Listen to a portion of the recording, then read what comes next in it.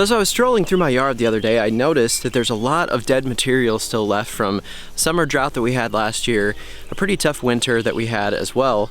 And now it's starting to really cause some issues with the thickening of the grass that's there and not allowing it to be the best that it can be. So today I'm going to show you how I'm going to tackle that and a few different ways that you can take care of it as well. So this lawn back here is Kentucky bluegrass, and it's being cut at 3 inches currently. And so when you're looking across it right now, it being slightly taller, you're not noticing as much of the debris that's down in there. Without really coming over top of it and looking directly at what's going on, you might say that it looks fairly decent and that you're probably not noticing all that debris. But once you stand over top of it, you'll notice exactly how thick some of these areas are becoming, and it's starting to really cause issues for the grass thickening up and doing what bluegrass really does best, which is form a really thick sod. So the more debris that you have in there and the more that it starts to build up, the more that obviously the grass has difficulty spreading like it should, and also has difficulty getting water and nutrients and fertilizer down into the roots where it needs it most. So today let's look at a couple different methods for remedy with this. It's not really too difficult, it just takes a little bit of hard work. Let's look at a few options. Now I also want to say quickly that I would prefer to do this in the late summer going into the fall season so that there's enough recovery time going into the fall, which is the best time for cool season lawns. But right now I can either leave this and just have a thin yard going into the summertime, or I can try to lightly take care of this now, not do too much stress if possible, and that way I'll be on my way to having a better yard going into the fall as well. So the first option for a very small area, I'm talking probably less than 1,000 square feet, would be a manual thatch rake like this. Now I want to let you know right away that this thing is a workout, especially if the grass is slightly taller. So I would prefer to cut this down to about 2 inches if I could for better use of these tools today. But I don't want to cause too much stress since I'm already at 3 inches. If I go down to 2 inches in a day, then I'm going to be adding a lot of stress into this lawn, and it's going to take weeks to recover from that. And I'm already doing a little stress process today with removing all of this debris. So I'm going to leave it as it is, but know that if you were doing this in an ideal situation, you would want to cut it down as much as you can so you can get down into this layer without catching on too much of the grass that you want to keep. But this tool has these tines on it, and basically it just comes in through here and rips out all of that debris and leaves your grass intact.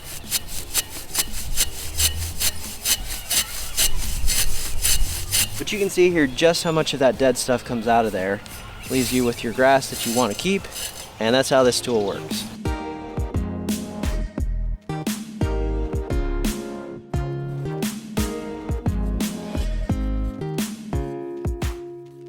So if you look closely now, you'll be able to see down to the soil.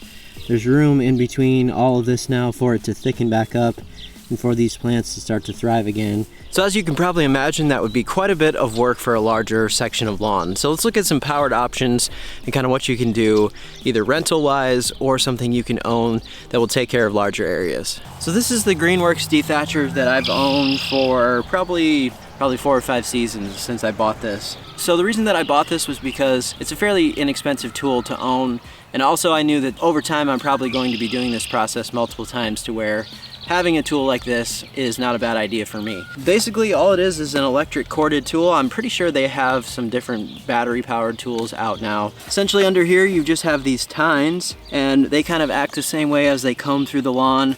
They leave the stuff that you want to keep there, and they go in and remove into that dead material, send that out at the back of the machine, and then you can just take your mower with a bagger, pick up all the dead material, or you can rake it up, whatever works for you as well.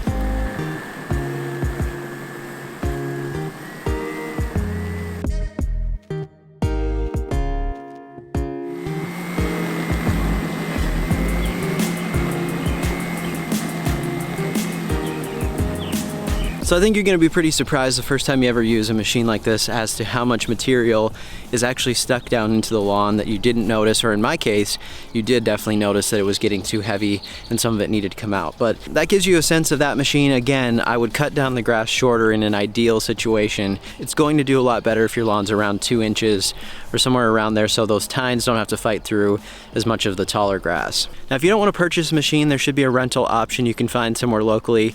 If you look into renting a power rake, they're going to be pretty aggressive compared to something like this because you've got some metal blades in there. Gas powered engine, it's got a lot of power to it and it does a great job, but it will be probably more aggressive than this. So just keep that in mind, but if you are looking for a rental option, you should be able to find something locally where you don't have to purchase any tools. You can just rent it, do this process, and then send it back. So I'm gonna get to work on the rest of this section, and I'll show you how I clean up all the debris with my mower.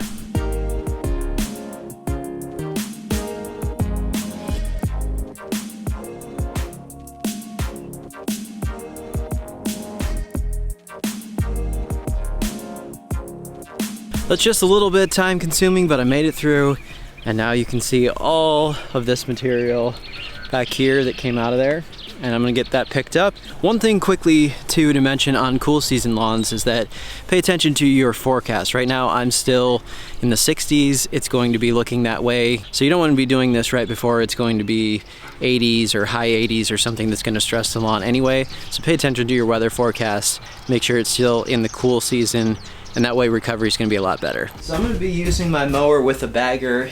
If you don't have a bag, then you can just rake this up and put it into some lawn bags. But it works best and the fastest way is if you have a bagger on your mower, you can pick up all the clippings, and it goes a lot quicker than doing the raking.